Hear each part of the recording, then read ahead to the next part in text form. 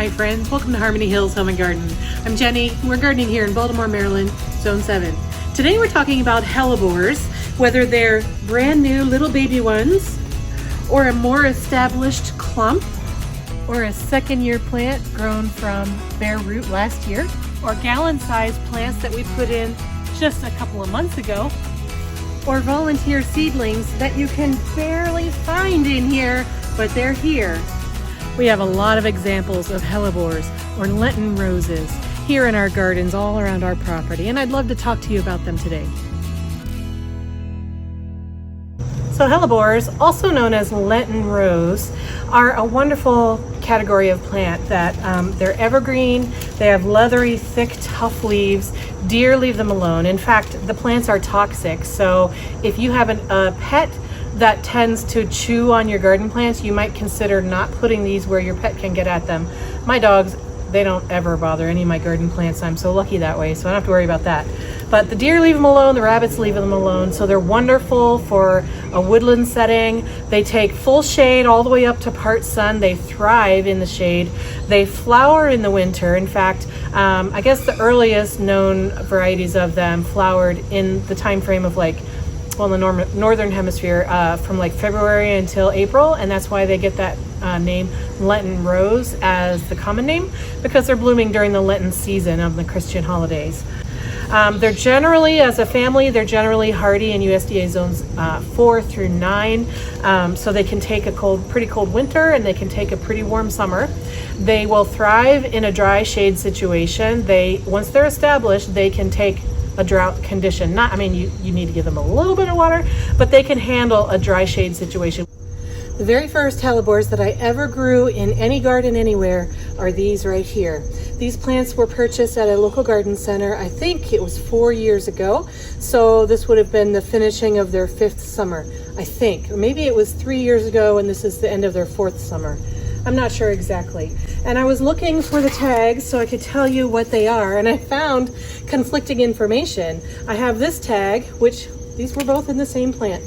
This tag says that this is Pine Knot Select, and that's a strain, that's a family of hellebores, and they will self-seed and put out volunteers, and each of the plants that comes off of this is in this family, but it could be a different color slightly of flowers. And this shows that they have pinks and whites and yellows and maroons and burgundies and plums, all in this family of Pine Knot Select. Pine Knot Select are hardy in zones 4 through 9, and they get to be about 15 inches tall and about 2 feet wide. And that is exactly what I've found here. This is all one plant here, and in fact this one might be bordering on 3 feet wide, but I'd say it's about 15 inches tall. And on this particular plant, the flowers are a light pink. But this other tag says that these are Brandywine Hellebores. Now, Pine Knot Select and Brandywine are both strains. They're both families. So basically they've been selected for certain characteristics, and then they've been bred within that family. And so because it's breeding of seeds, you're not going to get true to seed on every single plant, but you'll get a Brandywine family plant, and then in the Pine Knot Select, you'll get a Pine Knot Select family of plant. So the Brandywine tag says that they get to be, well, it doesn't say how tall. So the Brandywine tags don't say how tall they get, but in my experience, this is their max height. So about about 15 to 18 inches tall. And this plant, again, is about 2 or 3 feet wide. So these aren't exactly the same plant, but honestly, I don't know if they are both. I have 2 Brandywine tags and only 1 Pine Knot Select tag. So I'm not sure if this is a Pine Knot Select and this is a Brandywine. I don't know if they're both Brandywines. I don't know if there was a mix-up. Well, clearly there was a mix-up at the nursery, so I'm not exactly sure. Anyway, they're both beautiful. They're both vigorous, but they are slightly different. I also have a third one over here. So that's all this one. But then back over here, there's a third one, and it's smaller. You can see that it's smaller. That one is a pink frost. And so it has a little bit of a darker, bluer leaf, and the flower on that is a kind of a medium mauve pink, and then it goes a little bit darker burgundy as it ages, and then by the end of the flower it's turned pretty much green. Okay, let's get a little bit closer so that we can really see the differences of these hellebores. This one is the biggest one. It has the longest stems, it has the most leaves on each stem, and the leaves themselves are the biggest. And this one, if I remember correctly, it blooms light pink. This one has already started to send out its new growth for next winter season. And this one also is really good at putting out volunteers. Now I have weeded out the volunteers, but you can still see some of them, like these and this and this. And over here, there are some volunteers. And so this is what I can transplant out, pot them up, and make them grow over time. These volunteers sprouted from last year's seeds. So, so when it flowers again this coming season, those flowers will put out seeds that will drop and make another collection of volunteers. So I try to clean them out, but that's how it turns into a ground cover. Now this one over here, this one has slightly shorter stems, shorter by about 3 inches, and maybe the same number of leaves on each stem, but the leaves are smaller. You can see this one's about 2 inches wide, and this one's about 1 inch or 1.5 inches wide. This one has put out a few stems for the coming season, but not as many as this one. And then the third one is this one back here. This is the pink frost, and you can see that it is the shortest of them all. And it has put out just a few new growth.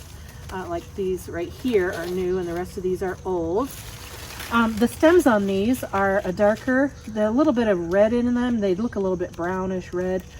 And so the leaves here are a little bit bluer and smaller and shorter. And this has the pink flower on it. These two have a lighter pink or even an off-white flower on them.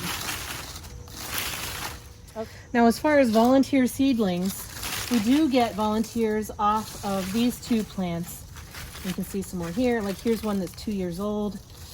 There's more up under here. I've weeded a lot of them out, but I left some. So there's still some down there. But the pink frost does not put out volunteers. So I think that the seeds on the pink frost must be sterile, because we never get volunteers over there. But we do get them over here. The volunteers that came up over the winter of 2019 into 2020, I took those volunteers all out of the ground here, and I put them all into a flat of soil. And I left them to grow in that flat all season long and all over the winter. And then this spring, I took them out of the flat and I planted them out on this hill. You can watch that video. Is one of my very first videos. In fact, I don't know what kind of quality that video is, but anyway, you can watch that and see how I did that. But now I should have something like, I don't know, 30 or 40 different hellebore plants out here, mixed in with this English ivy and vinca and whatever else we have out here. My hope is that because hellebores are a full shade lover, they can tolerate drought once they're established, and they are very deer resistant. In fact, they're toxic to animals. I'm hoping that eventually this hillside will turn into a ground cover full of hellebores. Won't that be lovely? Let's go exploring up in here and see if we can find any of the plants that I put out here this spring. I'm just standing here on the edge, just looking to see what I can find. It's mostly English ivy, but look, here's one. Okay, that's one. There's another. There's another. There's another. There's another. Yeah, I am seeing them all throughout here. Yay! That makes me happy. Some up there.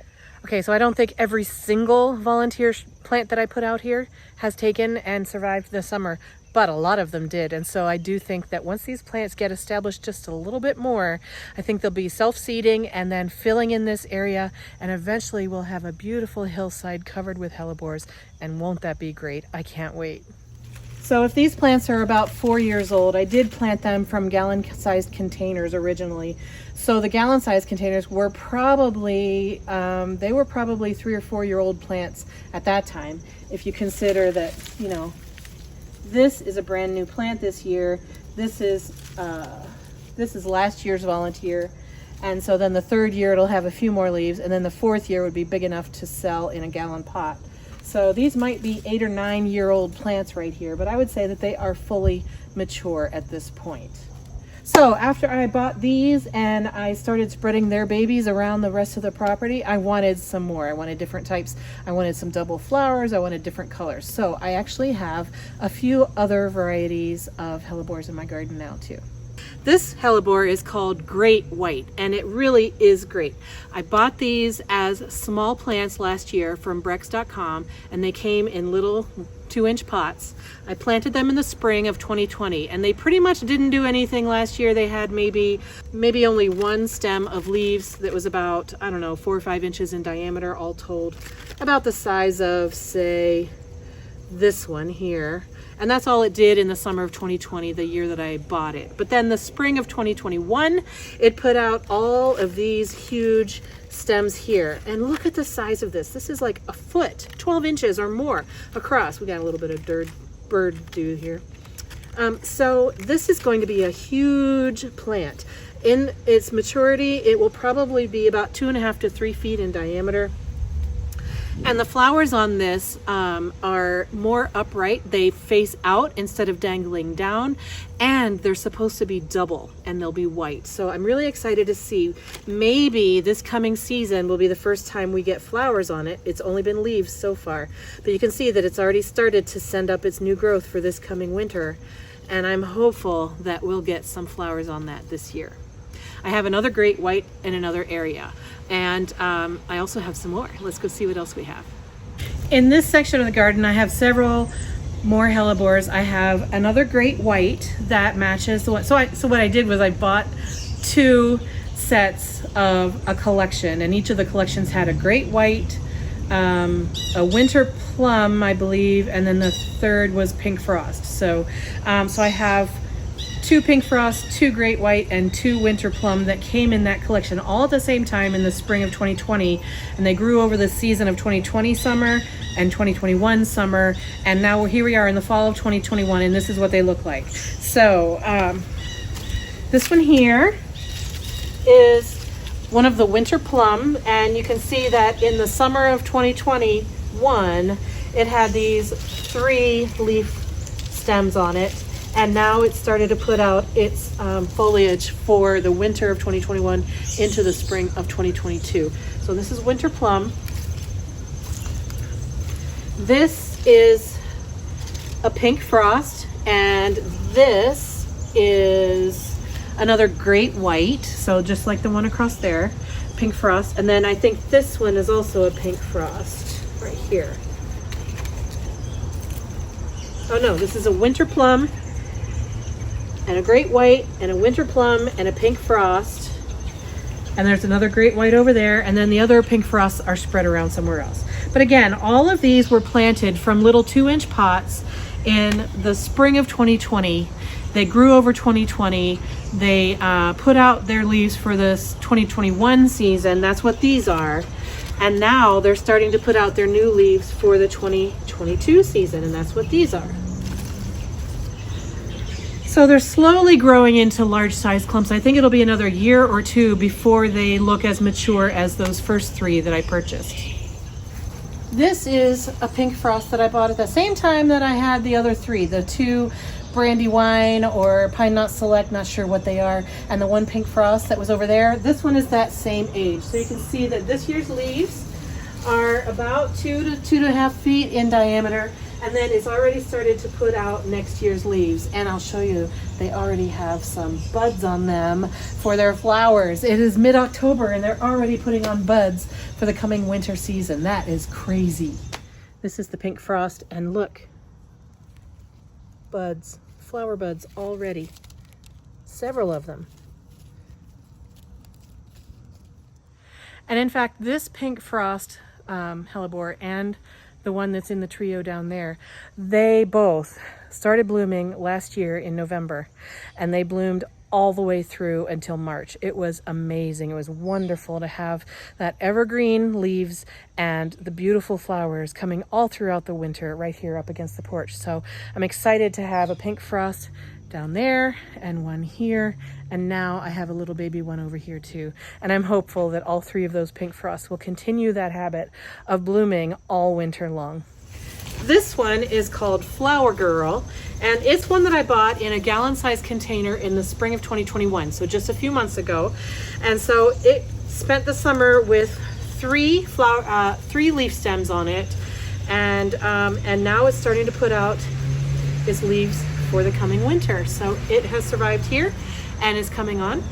And then over there is the other pink frost that I bought in the collection. So I actually have 4 pink frost hellebores in the garden, 2 that are about 4 years old and 2 that I put in last spring. And then I have this one Flower Girl. Now the Flower Girl is part of the Wedding Party series, and this one is a double flower, and it's kind of a light pink with burgundy edging on each of the petals of the flower. I think the Wedding Party series are also sterile, but I'm not 100% sure about that. So we'll see if we get any volunteers off of this. I don't expect to get volunteers off of the pink frost, because this pink frost is a couple of years older and it has never put out volunteers for me. I don't know what to expect from the Great White or from the Winter Plum, because none of the ones that I have are old enough to have flowered yet. So I don't know if they're going to flower throughout the winter or not, but we'll see. All right, I'm backing up here to show you the last 2 that I have, there and there. Those are also from the Wedding Party series. These are called Blushing Bridesmaid, and I believe that they have a maroonish, burgundy-ish color of flower. They're also double. And I just put these in. I bought them over the summer in gallon-sized containers and put them here this year. So one of them has quite a bit more leaves on it than the other one, but I believe they're the same variety. So I should expect the same level of performance off of these over time. What else is there to know about them? I mean, they're just an awesome category of plant. Now, I do find that in the garden centers, they are pricey. And I believe the reason they're pricey is because they're so slow to grow. If you want one that is true to color, a named variety like the Flower Girl or the Blushing Bridesmaid, that you know that that's the flower you're going to get, then those have to be propagated from live cuttings or from, divisions. And it just takes a while to grow these plants. Like I said, the volunteers that fall into this bed, it took 3 years for them to look like they are now over on the driveway with 3 or 4 leaf stems on them. So it can take a nursery a really long time to propagate enough to sell. And so that's why I've seen hellebores for sale in a gallon-sized pot for over $50 per pot.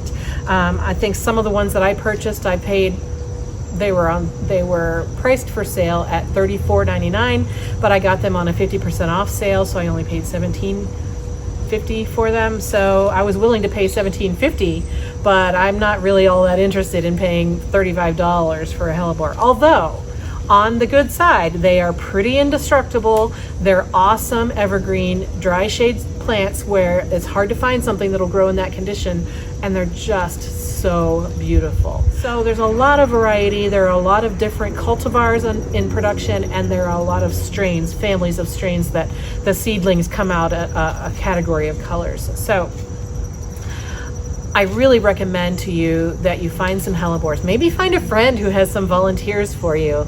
And that can be an inexpensive way to get into the hellebore habit. Although once you're in it, I'll say you're in it, because they're pretty addictive. This past spring, a few months ago, I placed another order for another one of those collections from Bricks.com. This is the Wow collection, and this has the Winter Plum, the Pink Frost, and the Great White hellebores in the collection. I just received these not too long ago, so they were back ordered over the summer, and I just got them.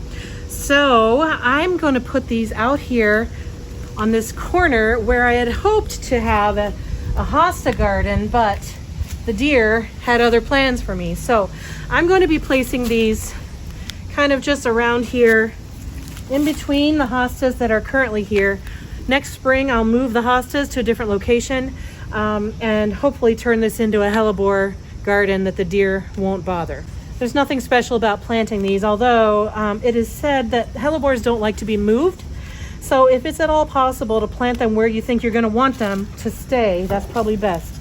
Although I have moved hellebores when they're young and they did fine. So the older they get, the harder it is to move them successfully, I think. I'm using some Biotone starter fertilizer just to get the roots going. This is the winter plum. I am going to leave the labels in here so I don't forget which is which. They come with these pretty good root balls here.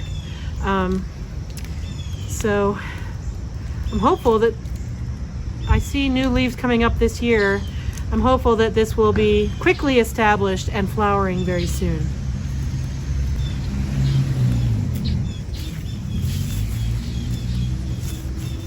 This is an area of our garden where we used to have a walnut tree about right here. And we had that taken down in February, and they ground out the stump, and we used the stump grinding wood as mulch through here. And then right here, this is the leftovers of the big pile of shredded hardwood mulch that we had brought in. I'd say there's like, I don't know, 4 inches deep of that mulch still here too. So this is quite deep mulch, but I'm still going to plant here. I think they'll be just fine. I don't know why I think that, other than that they're accustomed to living in woodland settings, and so I'm hopeful that deep mulch counts as a woodland setting.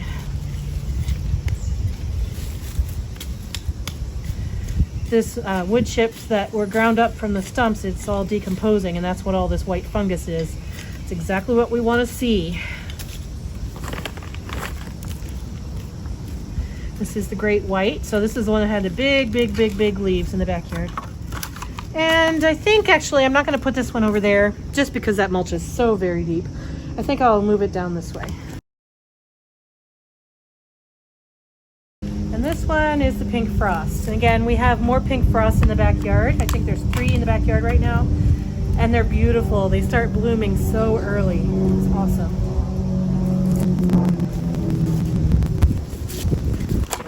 Okay, so we're expecting some rain today, so I'm not going to water these in. The soil under here is moist anyway, and it's supposed to rain later today, so I'll just let that go.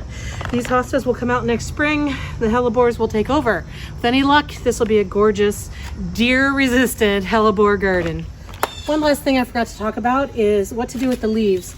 Now, some people, at the end of the summer season, they cut their leaves back all the way to the ground and leave a bare spot, and then allow the new growth to come up from the center like this in the fall when they start to push new growth. I like to leave mine all the way through the end of the summer, all the way through even a couple more months from now, and then only when they're very ratty do I take the old leaves off and let the new leaves take over as the interest. I don't like having bare spots in my garden, and these look pretty good to me, as far as having something to look at in the garden in the winter. After the hostas in here and the ferns are all gone, this will be the only thing to look at in here. So I don't mind leaving last year's leaves on here a little bit longer so that I have something to see. Well, friends, I hope that you enjoyed learning a little bit about hellebores. And do you have hellebores in your garden? If so, which varieties do you have, and which ones do you recommend the most? And have you found a way to propagate them, or have you divided and shared with friends? Do you take the seedlings and give them out as friends, or sell them maybe as a side hustle? Let me know about your hellebores in your gardens, and let me know which ones you love the most. And if I've forgotten to say anything about hellebores that you think is important for people to know, please put that information down in the description down below so that we can share all of our knowledge and all of our good ideas with each other. Thank you for joining me today. I hope you enjoyed what you saw, and I hope you have a wonderful day in your gardens, friends. Have a good day. Bye-bye.